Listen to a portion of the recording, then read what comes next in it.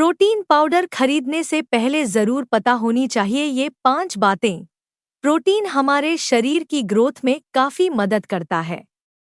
कई लोग डाइट से अपनी जरूरत के मुताबिक प्रोटीन इंटेक की मात्रा सही नहीं ले पाते, तो वो इसके लिए प्रोटीन सप्लीमेंट को ऐड करते हैं।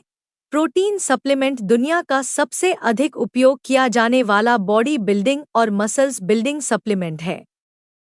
कारण ये है कि ये बहुत इफेक्टेड होता है और कई सारे फ्लेवर में होने के कारण ये स्वाद में भी अच्छा होता है। लेकिन इसका मतलब ये नहीं है कि आप फूड से प्रोटीन लेना बंद ही कर दें और सिर्फ सप्लीमेंट पर ही डिपेंडेड रहें, बल्कि आप अपनी किसी मील को वह प्रोटीन से रिप्लेस कर सकते हैं। अब कभी कभी आपके मन में सवाल आता होगा कि सही प्रोटीन पाउडर कैसे सिलेक्ट करें। तो आज मैं आपको प्रोटीन के बारे में 5 जरूरी बातें बताने जा रहा हूं, जो प्रोटीन खरीदने से पहले आपको जानना जरूरी है। 1.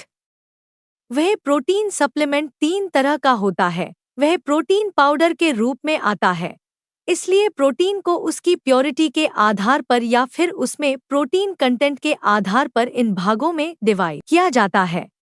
कॉन्सेंट्रेट, इसमें प्रोटीन की मात्रा 25% से लेकर 80% तक होती है। इसे WPC या WPC80 भी कहते हैं। बाजार में अधिकतर प्रोटीन यही होते हैं और इन्हें अधिकतर लोग इस्तेमाल करते हैं। आइसोलेट, प्रोटीन के शुद्ध रूप को आइसोलेट कहते हैं। इसमें प्रोटीन की मात्रा 90 से 95% होती है। आइसोलेट की कीमत वह प्रोटीन कंसंट्रेट की अपेक्षा अधिक होती है। इसमें कार्ब की मात्रा भी बहुत कम होती है। हाइड्रोलाइज्ड, यह वह प्रोटीन का सबसे महंगा रूप होता है, जिसमें प्रोटीन की मात्रा 100% होती है। मसल्स बिल्डिंग, लीन मॉस गेनिंग के लिए इसे यूज में लिया जाता है। 2. वह प्रोटीन और कैसीन दोनों हैं अलग। वह प्रोटीन एक हाई क्वालिटी का कंप्लीट प्रोटीन होता है, जिसे दूध से बनाते हैं। इसमें काफी सारे amino acids, branched amino acids, glutamines, leucines आदि होते हैं और वहीं कैसीन प्रोटीन भी दूध से बनता है। ये स्लो डाइजेस्टिंग प्रोटीन है। ये 7 से 8 घंटे में डाइजेस्ट होता है।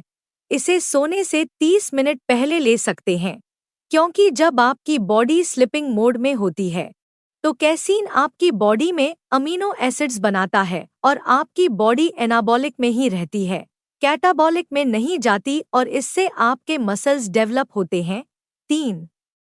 मास गेनर्स में प्रोटीन होता है, लेकिन प्रोटीन सप्लीमेंट से है अलग। मास गेनर एक तरह का मिक्सचर होता है, जिसे पीने पर आपको प्रोटीन, कार्बोहाइड्रेट, चीनी और फैट से कैलोरी मिलती है, जबकि प्रोटीन में कैलोरी केवल प्रोटीन से आती है।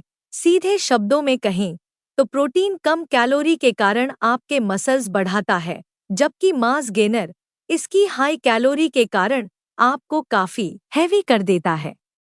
एक अच्छे प्रोटीन में अनिवार्य रूप से 1 से 5 GM कार्ब्स, फैट और 22 से 30 GM प्रोटीन होता है। 4. ऑफिस और वर्कआउट के बारे में भी मूल्यांकन करें। आंख बंद करके लगातार प्रोटीन सप्लीमेंट सेवन से आप ट्रांसफॉर्म नहीं होंगे। इसके लिए आपको वर्कआउट की भी जरूरत होगी।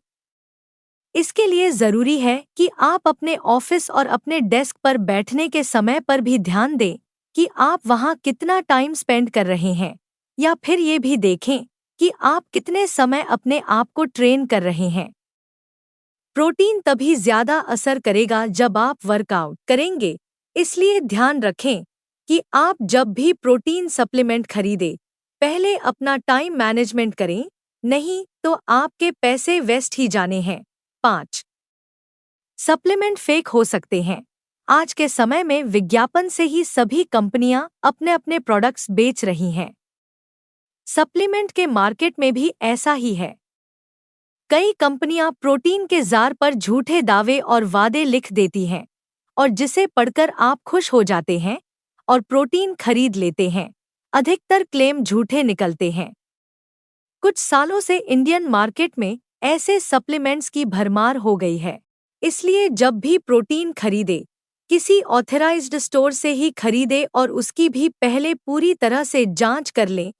तो अब आप समझ ही गए होंगे कि प्रोटीन लेने से पहले किन बातों का ध्यान रखना चाहिए। इसके लिए आप किसी अनुभवी व्यक्ति या फिर अपने ट्रेनर की भी सलाह लेना ना भूलें।